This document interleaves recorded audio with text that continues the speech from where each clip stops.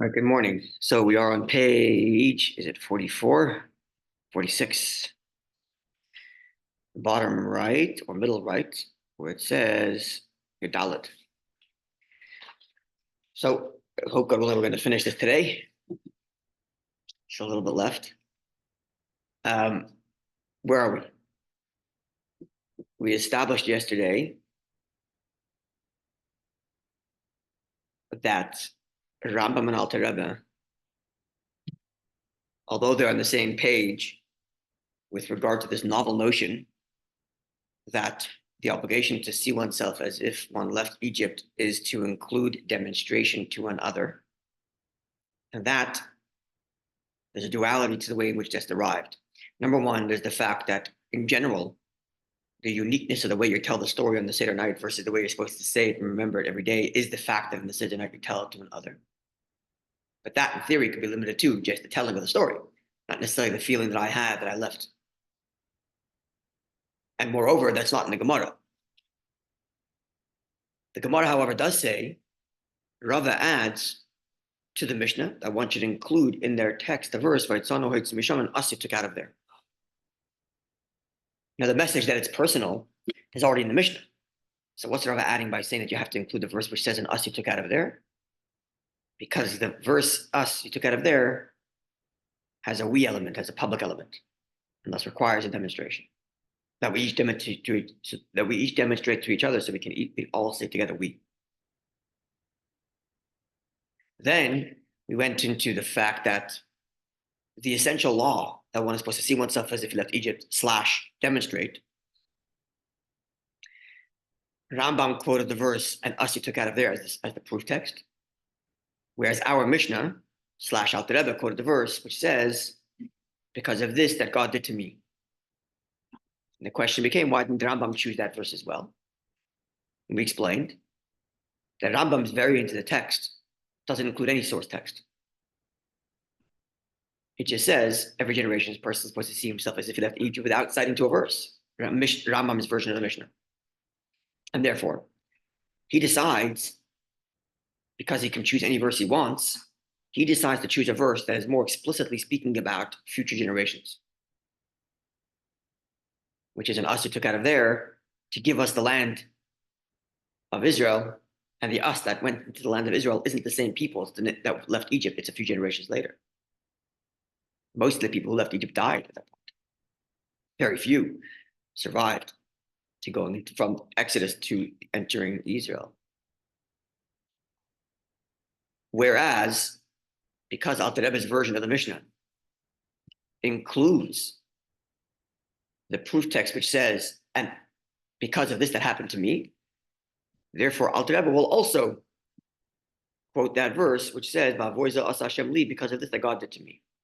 Good morning, Judge. Thank you for joining us. Thank you. So now we come down to this we have to explain today, which we started to explain a little bit yesterday. This tension between it being a shared experience, expressed in the verse, and us you took out of there, which is expressed in halacha by the Rambam and Alter Rebbe as the obligation to not just feel as if you left Egypt, but to demonstrate. It's a shared experience. Versus the fact that the Mishnah, and therefore Alter Rebbe also, quote a verse that makes it very personal. Because of this that you did to me when you took me out of Egypt. This is where we are now. Even though on the plain meaning of the verse, this verse which says, because of this you did to me, is referring to the people who are actually in Egypt. Whereas the verse which says, and us you took out of there is speaking about 2 generations later. So from the fact that the Mishnah, and therefore Alter Rebbe, quote a verse which says that you feel as if you left Egypt because the verse says, because of this that happened to me, and that verse is speaking about the generation that actually walked out of Egypt, it means the expectation in in Alter Rebbe and Mishnah is that you feel it so personally that you feel it the same way those who actually left Egypt feel, and therefore you can say it happened to me. And that's the personal element in some tension with this idea of demonstration and the we. This is what we're going to discuss today. Yeah? This is where we are. We're clear? Rambam excluded that That's right. Because he wanted to broaden the definition Exactly. of who's included in it, Exactly. meaning that it includes Arabic. Correct. So when Rambam quotes, that's right. The way you describe it now is that it does include us now. Well, it certainly includes us now in Mishnah also, because the Mishnah is taking an extrapolative meaning of the verse, not the plain meaning of the verse. The plain meaning of the verse, which says, and me you took out of there, is talking about the generation who actually left. But they're taking an extrapolative meaning, which we'll see in a minute where that extrapolation comes from, to mean all generations. So whereas Rambam is trying to get a verse which is more inclusive to include future generations, Mishnah and Alter Rebbe are trying to get a verse which makes it more personal. Okay, so they come to the same outcome. Slightly different, slightly a little different. Slightly different, as we'll see today. So it begs the question of why did Rambam make that? Okay, we'll see in a second. So there's a slight distinction, we'll see. The other interpretation is that it's inclusive of present day. So let's, generation. that's going to become clear today. Where there's this subtle diversion between Alter Rebbe and Mishnah, or Alter Rebbe and Rambam, as to what it means that we feel as if we left Egypt. And the difference is being whether you derive it from the verse of the we left Egypt, in the all-encompassing sense, or because of this that happened to me, that you took me out of Egypt, on an individualistic sense.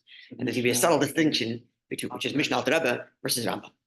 This is where we are today. So let's see on the right, Yudalot. This distinction, if this idea of every generation, there's an ongoing event called Exodus. This distinction, whether nilmud mahakasav asa shamli, whether it's derived from the verse, as it is in Mishnah and therefore Alter Rebbe, because of this that happened to me, that you took me out of Egypt, or shenilmud that is derived mahakasav from the verse, as Rambam quotes it, v'yitzanu ha'yitzim misham and us, you took out of there in the more inclusive sense. Yesh leimar, we can suggest, says the Rebbe, to negeya gam ladina. This distinction actually has halachic ramification. Which verse you quote? Subtle, nuanced distinction, but a distinction nonetheless. Yeah, it hinges on halachic outcome. It has a big round. Let's see. That's right. You can already see where it's going, right? The explanation is from this verse that Rambam quoted, which says, and us you took out of there. Yodim, we know, rak only, the idea that we were taken from there, in a general sense, extend to generations in the future time. Us. That's what we know. What do we know from the verse? And us you took out of there? That us as a people, as a nation, for all generations, were taken out of there. So it's very general in nature. But there's no, it's not, what's the word? We're not forced to say from this verse, it's not, what's the word I'm looking for? It's not proof positive. That this idea that we were taken out of there, that we should feel as if the same way our forefathers felt it. When you speak in general terms, the nation of Israel went out of Egypt. And we all as a people went out of Egypt. Because it's so broad and because it's so general, there's no expectation that I should feel it the same way those who actually walked out of Egypt. Because it's a general term. As a people, we all went out. And that effect of us going out is ongoing. Good. So I feel the effect still today because I'm part of this people that left Egypt. But I don't necessarily feel it the same way those people who actually walked out.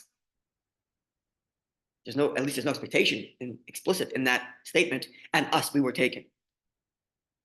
It's one extrapolative. Right, but the most plain meaning of the verse does not compel you to conclude that you should feel the same way the generation who actually left. It's just as a general sort of overarching context, our storyline is that we as a people left.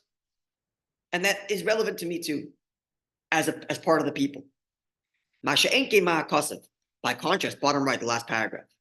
By contrast from the verse, that God did to me as he took me out of Egypt. Because he's saying that God did to me. It doesn't say that God did to us. That means to say, the verse is highlighting. It's the kind of thing, only the father Shahid Mitzrayim, who was actually in Egypt, Yachal Hargish, could feel. When I tell my kid, because this that God did to me, what am I saying? What I'm saying is, this is a unique experience that I feel. I'm not even sure you do, but I feel it because I was there. When I talk to my kid and I say, God took us out, so I'm putting me and my child in the same level of the Jewish nation that left. But when I tell my kid, God did this to me, what am I saying to my kid? I'm saying to my child, I'm not sure if you feel it right now, but I feel like it happened to me. It's a much more personal thing. So muchach, it's clear, therefore, shakavana he, the intention of the verse is that when I tell my kid, my child, this that because of this that God did to me, the verse is expecting me to say it the same way those who left Egypt tell their kids. It's the exact same argument, but In the reverse. in the reverse. So whereas the us is all inclusive, and therefore says I have to demonstrate it, and therefore says that my child's included, and therefore we're all part of this story. But because we're all part of the story, it makes it a little less personal.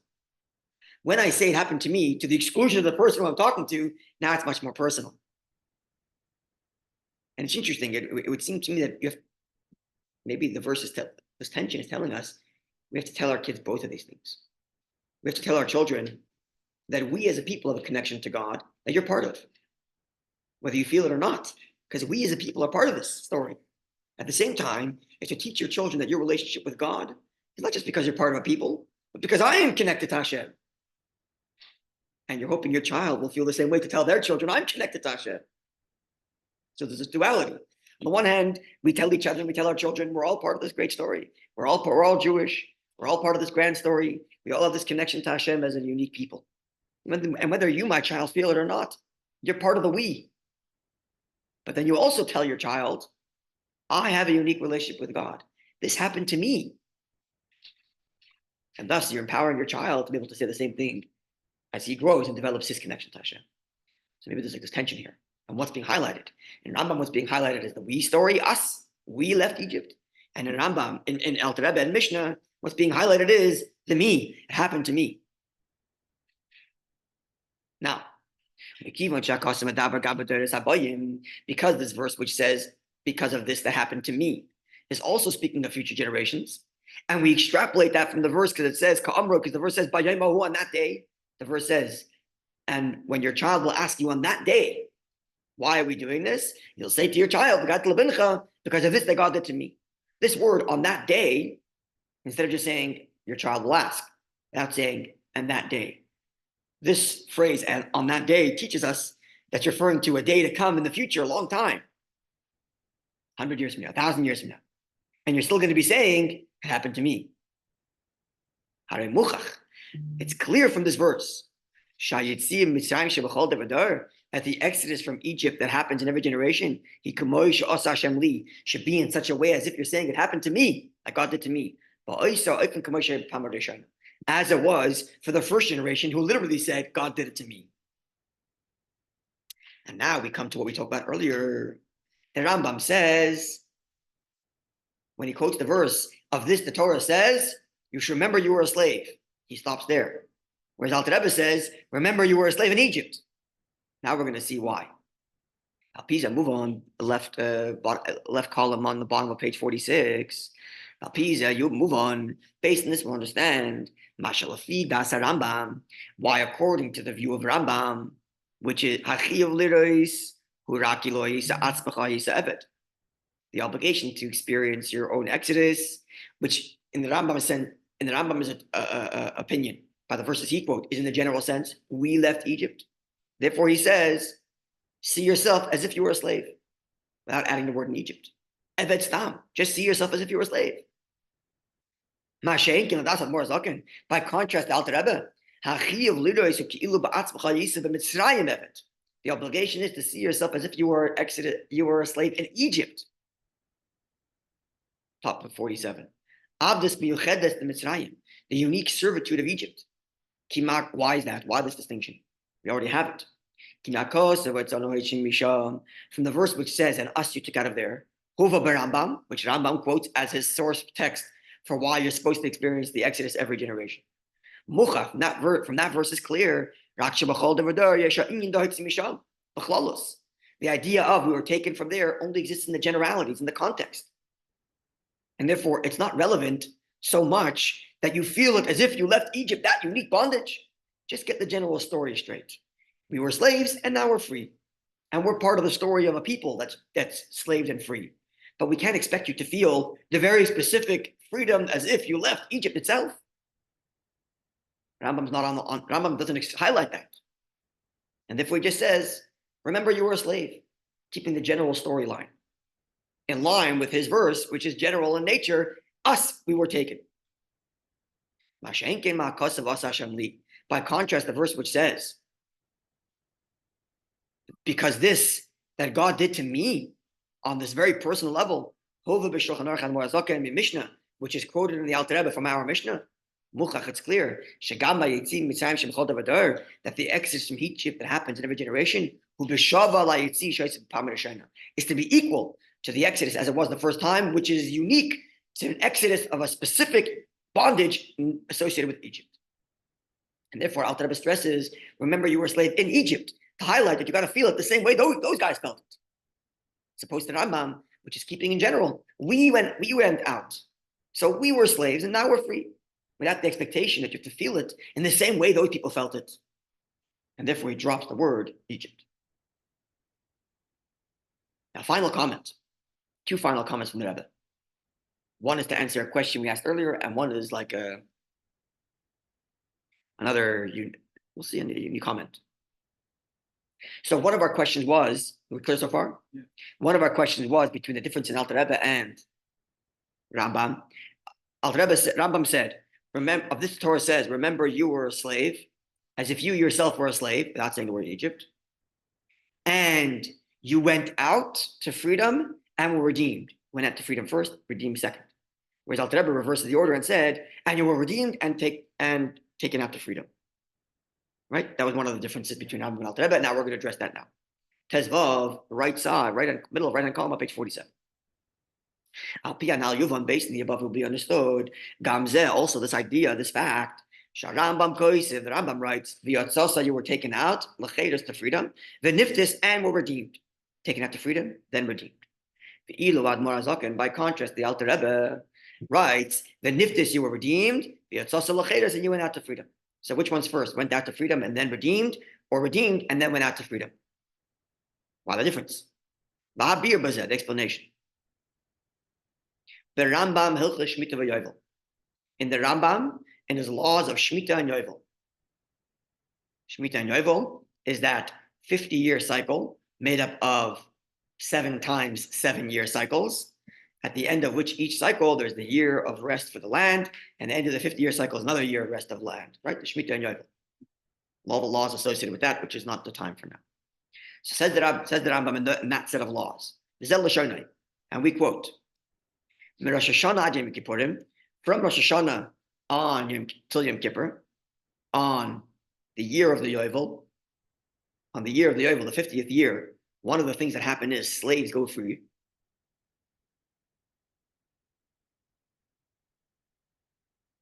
Well, Shemitah also slaves go free. So maybe he's talking about Shemitah. Jewish slaves do, right? Don't Jewish slaves go out at the end of 7 years? I think so. 50 year, or is it Yovel specifically? No, they serve for 6 years. They serve for 6 years. The 7th year they go out. But Yovel they go out anyway, right? Yeah, but that depends what year you started. Right. But Yovel they go out anyway, for sure. Anyway, it's not the point. The point is this. From Rosh Hashanah to Yom Kippur, slaves would not go to their homes, but they wouldn't be subject to their masters. For 10 days between Rosh Hashanah and Yom Kippur, they were like in limbo. They weren't free yet to go home, but they weren't subject to their masters. It was in between. In other words, once Rosh Hashanah comes, servitude ends, but freedom to go home doesn't start until Yom Kippur. Have their manumission, their paper emancipation. Right? So Kivin Shigir Yom Kippur, once Yom Kippur arrives, Taku Bezdin B'Shofar, the court would sound the shofar, Niftir Avadim Levatayim, and now the slaves are free to go home. Okay, so what's the point they were trying to bring out? From here we derive, from here we can see, Shegam B'chol Yitzim Avdus, every time a slave leaves their servitude, yeshnam shnei inyanim, there are two components. Aleph, number one, yitzia meshibud. Number one, there is the ending of servitude. That's number one, which happens on Rosh Hashanah. Malacha, the work of Kiyetiv and the like. Beis, number two, chazar l'makom of reshus b'kol, to go home. Two separate things. One is stopping a servant, and number two is go home and be a free person. Rambam divides that into two different items at two different times. Rosh Hashanah, you stop being a slave. Yom Kippur, you start being free. So they're two different things. So in other words, stopping to be in servitude is stage one, but then stage two is, and now you're free to go home. Ella, it so happens, Sheba Yovel, that by Yovel, so we're talking about Yovel here, Shnei Inyanim Elu, these two things, Chalukim Gam Bezman, take place at different times. But if a person were to be freed from slavery through a bill of emancipation, both of these things would happen simultaneously. So if a slave got a bill of emancipation, then instantaneously both things would happen. He would stop being a slave and be able to free to go home. But it doesn't change the fact that these two things are happening. Right. At Yovel, the two things are split in two different times. And when a person gets a bill of emancipation, it happens simultaneously. But these two things are still a thing. You stop being a slave, A, B, free to go home. We can suggest that this is true of every single emancipation. It just doesn't have any particular law. As opposed to Yovel, where it does have a specific law because it's different times when it takes place. And Torah speaks of the majority of circumstances, which is tchila, first of all, mishtacher. First of all, in other words, the majority of how this order takes place is number one, first, you end your servitude, and only afterwards you can go home. Okay. Now, therefore, this is why the Rambam in Hilchos Chametz and Matzah, back to our story of the Exodus from Egypt, he says, maybe it's like, sorry, you go out to freedom and were redeemed, right? That was the Rambam's. That was the Rambam's order. Go out to freedom and redeemed, right? So I want to say something. no, it's okay. Okay. So after he says go out to freedom, Moisef, the Rambam adds the niftis and were redeemed. Because you're obligated to tell the details of how a person left Egypt. So there's two stages. Went out to freedom, and number two, redeemed. Rambam. Namely, because going out of Egypt, going out to freedom before the Shnach, what does it mean you went out to freedom? Went out to freedom means you stopped being a slave. Servitude is over. But we got to add another stage. Moisef, we need to add the niftis, and you were redeemed. Shegam nifta lebeisai, which annual redeemed means now you can go home. Kipadus, because the idea of redemption, pirush who have dollar, it means to be like separated from, extracted from. But it isn't that in our circumstance, that you're no longer in the domain of the master, which means you go home. Now, stage one is you stop being a slave. You went out, you're in freedom. Well, you could be in freedom, but still be in Egypt. Redemption means you're out, you're extracted. It could be like also. Right? So it's funny because you were saying you would think that first comes redemption means you're like paid off and then you go out to freedom. But the Alter Rebbe is saying, no, that's not what niftis means. Redemption means to be extracted. So first of all, you go out to freedom, which means you're not in servitude. But being free and not being a slave doesn't mean that you're home. You could be still at your master's home, but not in servitude. Right, he may have paid his debt. Maybe even pay his debt, but you haven't been extracted yet. He didn't get paper yet, let's say. So he's not extracted. So first comes go out to freedom. I'm no longer subject to the slavery. And B, redemption meaning extracted so I can go home. I thought redemptive means paid. Right. That was giving a little bit of a different translation. And he puts sources where he gets his translation from. The normal order is you redeem yourself and then you redeem in the sense of payment. Right? And maybe that's why the Alter Rebbe goes the other way. Okay, let's see. We're not done yet on this commentary, so we'll have to see how the Alter Rebbe. First you redeem, you pay off your debt, and then you. Let's see how the Alter Rebbe puts it. Let's Rambam is where you go out. freedom and then redeemed. Redeeming meaning here extracted. So first, stop being slave, B, extraction. Go out to freedom and then redeem. Let's see how that. Let's see that. We're almost done. Language mixed up. Sorry, I think I'm getting the language. I know because redeemed in the simple means you pay off your dues, but here it means extraction. He cites the sources where it means that. Okay, we'll see. We'll finish up. We'll see how the Alter Rebbe contrasts and maybe it'll help us. Tazayin, left of page 47.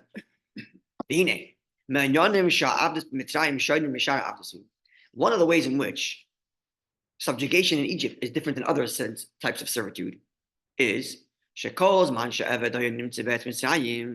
long as the subject, the slave, was found in the land of Egypt, it was impossible to be redeemed and become a free person, to be emancipated. Only if the slave were to run away from Egypt, and he came to a place called Pihacheres, which means like the mouth of freedom. And then you become a free man. The nature of Egypt was such that so long as you were in the geographic location in Egypt, you were a slave, unless you left that geography. Regardless of redemption, or what's the other word? Exactly. Exactly. Rabbi, it's a beautiful interpretation of this redeemed by the Rebbe because it's the whole idea is, are we leaving Mitzrayim within ourselves also? We're going to get there. Exactly. We're going to get there. Exactly right. Let's see. So Apiza Nimtza comes, this is where I want to go. So Apiza Nimtza, based on this comes out, the order of going out to freedom versus redemption as it relates to the slavery in Egypt is in the opposite order of how it might be usually when you go out of slavery. But Gulam Abdestam, when a person is redeemed from slavery in general, or being set free, like the order by Rosh Hashanah versus Yom Kippur. First of all, you stop being a slave. You're no longer subject to your master. And then only afterwards comes the redemption. You can go home. Usually, you first stop being a slave, and then you go home. But you can be in your master's home for 10 days between Rosh Hashanah and Kippur and not be a slave. But by Egypt, that doesn't work. But when it comes from the exodus from Egypt, because the fact is, so long as you stay in the geography of Egypt, it was impossible to become a free man. So the result is, you first have to be extracted. You have to first of all be extracted from the sovereignty, from the geography of the master. But only afterwards, then you can become a free man. So it's the opposite order. Yeah. So usually, stop being a slave, number one, even though you're still hanging out the master's home. And then number two, you get extracted, go home. In Egypt, it's the reverse. If you want to stop being a slave to Pharaoh, you have to actually leave geographically. So first, redemption, extraction, and then freedom. So now we see what Alter Rebbe and Rambam are different orders. Now we can understand the difference in language between Alter Rebbe versus Rambam. Masha Rambam Kosev, that which Rambam writes. You go out to freedom, even though you're not extracted yet. And then, Bachkach v'niftis, and only then, redeemed, you can be extracted. But Alter Rebbe writes, niftis, extraction, and then freedom. Why? Remember, what did we say? Rambam said, slave. Remember you were a slave. Didn't say if you remember you were a slave in Egypt. Remember you were a slave. And what's the order of exodus from general slavery? First freedom, then extraction. Whereas Rambam said, no, remember, Alter Rebbe said, remember you were a slave in Egypt. And therefore you got to go with the Egypt order, which is first extraction and then freedom. As he explains. Follow in line with the Rambam's thinking, the obligation to remember, to remember as if you yourself were a slave, evet stam, just a general slave, any slave. And when you're talking about just a general exodus from slavery, first of all, you're free before you leave, before you're extracted. Only afterwards is extraction. By contrast, the Alter Rebbe, the obligation to remember. is to remember as if you were a slave in Egypt. Therefore, the order is niftis extraction, and only afterwards can you go to freedom. Because the only way to be stopping a slave in Egypt, the exodus from Egypt, is first to be extracted from the geography, and then you can be a free person. It concludes, be God's will, that very soon, we should merit the exodus with the coming of Mashiach.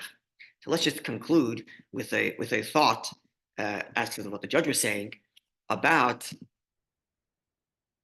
what this might mean.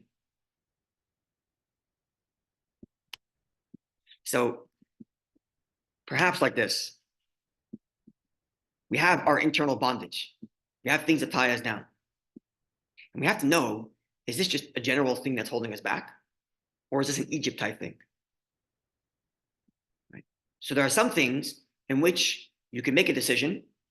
I'm no longer subject to this urge. And once I make the decision, then I can walk away from it. And sometimes it's the reverse. You got to walk away from it first of all.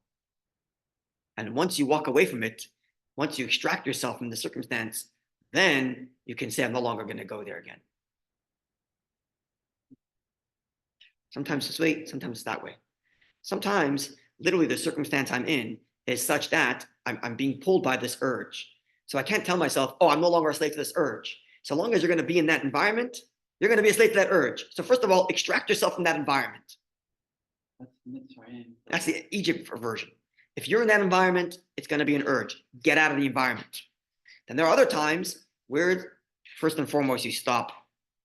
Like in generally speaking, the order is stop doing evil and then do good. And then asatay. First, stop doing bad things, and then you can start doing good things. But sometimes the only way to stop doing bad things is by literally extracting yourself from the circumstance. And when you can extract yourself from that environment, then you can indeed be able to free yourself of that urge, of that Egypt. Okay, so this concludes this monumental, mind-blowing talk of the Rebbe that has, it's classic Rebbe, it's full of detail and precision, and not just generalities of like, oh, here's what they're saying. No, every word is precise, every quotation is precise, everything is absolutely precise, and all linked up to a very a clear, succinct, and central theme that ties together all the details. Classic Rebbe analysis of Talmud. Hope you enjoyed that, and God willing, tomorrow we get back to our Gemara. Okay, wonderful day, everybody. What's also great, even though it divests from the Rambam's position, it doesn't negate the Rambam's position. Exactly. Because Rambam, through the Rebbe's analysis, shows that the Rambam was being very precise as well. Absolutely. By excluding certain things, Precise. that it would be in line with the redemptive and. That's right. The collective redemption is our story as a whole. Wow, so it lies consistent. Absolutely. It's another way of looking at the issue. Absolutely. Absolutely. Okay, wonderful day, Eden. Okay.